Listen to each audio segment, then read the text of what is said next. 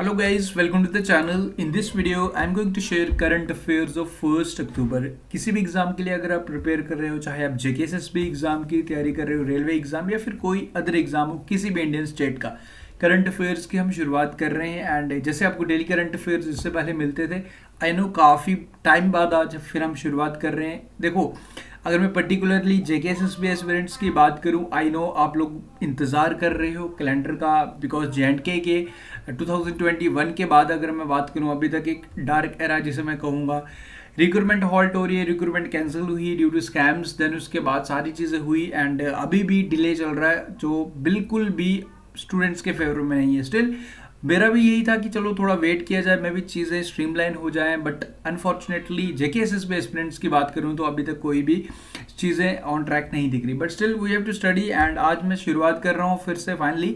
सो उम्मीद करूंगा जैसे इससे पहले आप हमें सपोर्ट करते थे, आपका सपोर्ट जरूर मिलेगा। तो शुरुआत कर रहा हूँ मैं आज के करंट अफेयर्स की। पीडीएफ आपको मिल जाएगा Telegram group next exam IQ पे, एंड डिस्क्रिप्शन में भी मैं लिंक शेयर करूंगा। सो आज का जो हमारा फर्स्ट क्वेश्चन है, Who has been elected as a chairman of Press Trust of India Port? तो न्यू चेयरमैन इलेक्ट हुए हैं, आपको बताना है इनका नाम। पिक्चर आपके सामने है। KN Shanta Kumar is the correct answer for this question. Option number A is the correct answer. You know, इससे पहले कौन थे प्रेस ट्रस्ट ऑफ इंडिया के जो चेयरपर्सन थे? उनका नाम था अवीक सरकार। नाउ जो न्यू बने हैं KN शांत कुमार, इनका नाम याद रखना है। Okay, about press trust of India, काफ़ी पुराना ऑर्गेनाइजेशन है। जैसे हमारे देश को आज़ादी मिली थी 1947, उसके बाद इसे बना दिया गया था। हालांकि अगस्त में आज़ादी मिली थी, उसके 2 मंथ बाद ही प्रेस ट्रस्ट ऑफ इंडिया बना था। बेसिकली काम क्या करता है, एक लार्जेस्ट न्यूज़ एजेंसी जो भी कंट्रोल्स हैं वो सारे बेसिकली इसी के अंडर हैं। ओके, एक not for profit cooperative establish organisation है, कोऑपरेटिव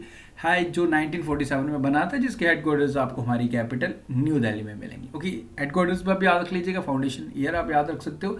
एंड जो न्यू चेयरमैन बने हैं, इनका नाम आपको यहाँ पे याद रखना है, KN Shanta Kumar is the correct answer for this question. आगे बढ़ते हैं। सेकंड क्वेश्चन है, which of the following compositions of Rabindranath Tagore okay has been declared as the state anthem by the West Bengal? तो वेस्ट बंगाल सरकार द्वारा जो रविंद्रनाथ टैगोर की ही एक कंपोजिशन है जिसे स्टेट एंथम डिक्लेयर किया है रिसेंटली। आपको बताना है कि इसका क्या नाम है। Okay, correct answer for this question is Banglar Mati Banglar जोल। ओके, तो इस जो सॉन्ग है बेसिकली इसको कंपोज हमारे रविंद्रनाथ टैगोर ने किया था। ओके, 1913 में इन्हें नोबेल प्राइज इन लिटरेचर से भी सम्मानित किया गया था, गीतांजलि के लिए। Rabindranath Tagore only person in the world जिन्होंने 2 कंट्रीज की नेशनल एंथम को कंपोज किया है। ओके, देखो इंडिया का तो आपको पता ही है, जन गण मन, उसके बाद अमर सोनर बांग्ला, जो है जी बांग्लादेश, हमारे पड़ोसी देश की नेशनल एंथम। ओके, इतना आपको यहाँ पे याद रखना है। इसको लिखा कब था? अगर मैं बात करूँ बांग्लर माटी बांग्लर जोल, ये बेसिकली लिखा गई थी 1905। ये ईयर आप जरूर याद रखिए, आपको पता है पार्टीशन ऑफ बंगाल हुआ था, उस दौरान इसे लिखा गया था basically to promote communal harmony. Okay, national anthem of 2 countries जो मैंने आपको बताया रविंद्रनाथ टैगोर ने कंपोज किया है, ये आपको याद रखना। 1905 यानी कि 1905 जब पार्टीशन ऑफ बंगाल हुआ था, लॉर्ड कर्जन थे उस टाइम, लॉर्ड, वो आपको यहाँ पे जरूर याद रखना है। ओके, इतना सा आपको यहाँ पे याद रखना है। एंड इसमें एक जो चीज़ें मैं एक्स्ट्रा आपके साथ बता, देखो आज शुरुआत कर रहा हूँ, चीज़ें थोड़ा सा टाइम लगेगा, आप नोट बुक जरूर साथ रखा करें, क्योंकि मैं आने वाले टाइम में एडिशनल चीज़ आपके साथ जरूर से शेयर करूंगा। About the father, Rabindranath Tagore के फादर जो देवेंद्रनाथ टैगोर थे, उन्होंने स्थापना की थी शांति निकेतन की। शांति निकेतन से अगर आप करंट अफेयर, देखो आप करंट अफेयर्स में तो नहीं पढ़ा रहा था, आई होप आप लोग टच में ज़रूर थे। शांति निकेतन को अभी recently UNESCO world heritage tag दिया गया है। उसके साथ साथ होशाला टेम्पल्स ऑफ कर्नाटका को भी यूनेस्को वर्ल्ड हेरिटेज साइट का टैग दिया गया रिसेंटली। वो आप जरूर याद रखिए। आप नोट डाउन, अगर जैसे आप नोटबुक्स नोट डाउन करेंगे तो ज़्यादा बेनिफिशियल रहेगा आने वाले टाइम में। जैसे हम आगे बढ़ेंगे, डेली बढ़ेंगे, करंट अफेयर्स आएंगे, तो ये चीज़ें आपको आगे करनी है। Who has been awarded 2023 SASTRA Ramanujan prize in mathematics? तो सबसे पहले क्वेश्चन यहीं से बन जाता है कि रामानुजन प्राइज किस फील्ड में दिया जाता है, ये आपको याद रखना है। मैथमेटिक्स में दिया जाता है। अभी किसे दिया गया recently? Correct answer for this question is रियू Zhang. Okay, option number C is the correct answer for this question. Basically ये असिस्टेंट प्रोफेसर है कैलिफोर्निया में। बेसिकली आप इतना सा याद रखिए, कंट्रीब्यूशन इन मैथमेटिक फील्ड ये अवार्ड दिया जाता है। अभी किसे दिया गया? रियू जैंग, ये असिस्टेंट प्रोफेसर है राइट नो इन अमेरिका, अभी रिसेंटली ने सम्मानित किया गया। तो इतना सा नाम आपको यहाँ पे याद रखना है। पिक्चर भी आपके सामने। आगे बढ़ते हैं। विच of the following has launched scheme fiber to home to recognize internet services provided for expanding FTTH broadband connection in rural areas. Okay, rural areas में गांव में FTTH services internet services provide की जाएँ, ज़्यादा बेटर फाइबर तक पहुंचाए। देखो fibre internet mobile connectivity आपको तो मिल जाती है जहाँ टावर से, बट फाइबर सर्विसेज अभी रूरल एरियाज़ में प्रोवाइड नहीं। हालांकि अभी आप अपने आसपास ही देख लीजिए कुछ सिटीज़ में, हालांकि अगर मैं जम्मू की ही बात करूँ पर्टिकुलर, कुछ एरियाज़ में फाइबर आपको सिटी में तो मिल जाएगा, बट अगर आप थोड़े बैक साइड चले जाएंगे, किसी गांव साइड चले जाएंगे, अखनूर बैक साइड कहीं जाएंगे, तो वहाँ पे ये सर्विसेज प्रोवाइड नहीं। बेसिकली ऑब्जेक्टिव यही है, fibre to home, basically FTTH services rural areas तक ही पहुँचाई जाए। तो ये किसका इनिशिएटिव है, ये कौन कर रहा है, किस मंत्रालय के तहत आता है? तो मिनिस्ट्री ऑफ टेलीकम्युनिकेशन इसका correct answer, option number A is the correct answer for this question. इतना सा आपको यहाँ पे याद रखना है। आगे बढ़ते हैं, हमारा 5th क्वेश्चन आज का, पनामा कैनाल। ओके, काफ़ी इंपॉर्टेंट कैनाल है। इसमें बेसिकली अभी रिस्ट्रिक्शंस लगाई गई हैं, ड्रॉट काफ़ी, इसका वाटर लेवल काफ़ी ज़्यादा इसमें कमी देखने को मिली है। अगर मैं पैसिफिक ओशन की बात करूँ तो 80 किलोमीटर यानी कि 80 किलोमीटर लॉन्ग पैसिफिक ओशन है, वाटर लेवल इसका काफ़ी ज़्यादा कम देखने को मिला है आने वाले कुछ टाइम में। तो बेसिकली इसमें कुछ रिस्ट्रिक्शंस लगाई गई थी। नाउ द क्वेश्चन इज कि ये अटलांटिक ओशन को किस ओशन के साथ जोड़ता है, ये आपने बताना था। Correct answer for this question is Pacific ocean. Okay, 1914 यानी कि 1914 में इसे अमेरिका द्वारा बनाया गया था, ये आप याद रख लीजिएगा। एंड इसके साथ स्यूज कैनाल भी है, स्यूज कैनाल भी इंपॉर्टेंट है, रेड सी को मेडिटेरियन सी के साथ जोड़ता है। ओके, तो पनामा कैनाल का आप याद रखो, अटलांटिक ओशन को पैसिफिक ओशन के साथ को जोड़ता है। Which of the following states secured the top rank in nutrition awareness index, एक न्यूट्रिशन रिपोर्ट जो न्यूट्रिशन अवेयरनेस के बारे में बताती है, जिसको रिलीज किया गया राइट टू प्रोटीन कैंपेन द्वारा। तो क्वेश्चन इसमें आपसे ये पूछ रहा है कि बताइए कि इसमें कौन सी स्टेट ने सबसे बेटर परफॉर्म है न्यूट्रिशन अवेयरनेस इंडेक्स में, लोग कितने ज़्यादा जागरूक हैं about the nutrition. So correct answer for this question is Punjab. Okay, Punjab number 1 पे है।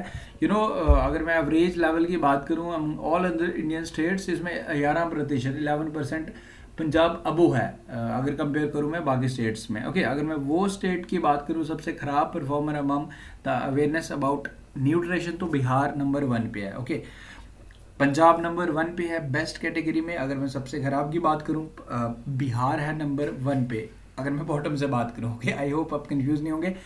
टॉप बात करूँ पंजाब, सबसे खराब परफॉर्मर बात करूँ तो बिहार। ओके, सेकंड नंबर पे है जी हमारा कर्नाटका। सेकंड नंबर आप याद रख सकते हो, फर्स्ट आप याद रख लिए, डेट्स ऑल। ओके, विद्या समीक्षा केंद्र VSK is a data repository, basically ये एक डेटा सर्विसेज को कनेक्ट करेगा। बेसिकली ऑब्जेक्टिव क्या है इस इनिशिएटिव का, इस स्कीम का, जितनी भी स्कीम्स हैं बेसिकली विद्या समीक्षा केंद्र is a data repository basically करेगा क्या, ये जितनी भी स्कीम्स हमारी एजुकेशन मंत्रालय, एजुकेशन मिनिस्ट्री जितनी भी हमारी स्कीम्स चलाती हैं, तो उसको उनका डेटा इसके पास रहेगा। बेसिकली किसकी क्या प्रोग्रेस है, कितनी स्कीम्स की क्या प्रोग्रेस चल रही है, किस हिसाब से उसे इम्प्लीमेंट किया जा रहा है, वो सारा इन्फॉर्मेशन इस विद्या समीक्षा केंद्र है। समीक्षा means to analyse something. So this is the ministry, this is the department जो इस स्कीम तहत मॉनिटर करेगा, मिनिस्ट्री ऑफ एजुकेशन के तहत। आगे बढ़ते हैं, street child cricket world cup will be recognise at which of the following places. तो इससे बेसिकली ऑर्गेनाइज करवाया जाएगा, कौन सी जगह कराया जाएगा, ये आपसे पूछ रहा है। So correct answer for this question is option number C, Tamil Nadu. Okay, the Odisha government has decided to rejuvenate the Sukapaika. Sukapaika एक नदी है बेसिकली, जिसको एक डिस्ट्रीब्यूटरी है किस नदी की, ये डिस्ट्रीब्यूटरी है महानदी। महानदी नदी जो हमारी हीराकुद डैम आपको उड़ीसा में आपको मिलेगा, ये महानदी रिवर है। बेसिकली इसको रेवोजिनेट करने की बात की गई है, जो उड़ीसा सरकार करेगी। तो ये किसकी डिस्ट्रीब्यूटरी है, ये महानदी नदी की डिस्ट्रीब्यूटरी थी है बेसिकली, ये आपको याद रखना है।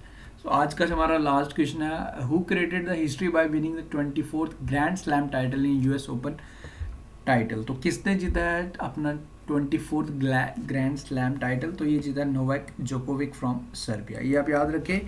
एंड अगर मैं वुमेंस कैटेगरी की बात करूं तो कोको गोफ वुमेंस कैटेगरी में open US open women single title में कोको गोफ फ्रॉम अमेरिका, उन्होंने ये जीता है। ओके, देखो यार, आज का वीडियो थोड़ा सा शॉर्ट, आज काफ़ी टाइम बाद इसको मैं स्टार्ट कर रहा हूँ। आप लोगों के लिए भी काफ़ी चीज़ें लाइक मुश्किल हैं। चीज़ें देखो, मेरे लिए भी काफ़ी चीज़ें चैलेंजिंग हैं, क्योंकि करंट अफेयर जब एक बारी रिकॉर्ड करना छोड़ दो, पिछले 5-7 महीने से कंटिन्यूसली मैं, मेरे को खुद बेसिकली अभी मैं ऐसा I am feeling so much कि यार कैसा हो रहा है आज।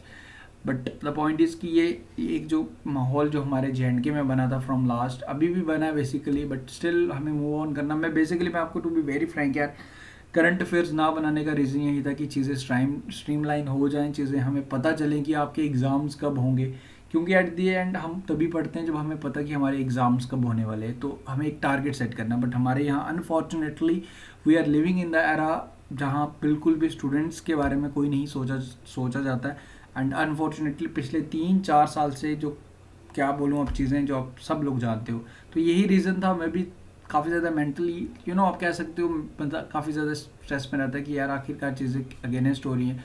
हमारे चैनल, बेसिकली अगर आप चैनल की बात करो तो पिछले 8-9 महीने से वीडियोस नहीं आ पा रही, but still we have to continue यार। एट द एंड कभी ना कभी तो एग्जाम्स होंगे, बस यही रीज़न था, तो मैंने आपके साथ यहाँ शेयर किया। बाकी मिलते हैं, आप लोग अपना सपोर्ट बनाए रखें। वीडियो अगर आपको पसंद आया तो इसे लाइक ज़रूर करें, एंड कल मिलते हैं करंट अफेयर्स के साथ। Thank you.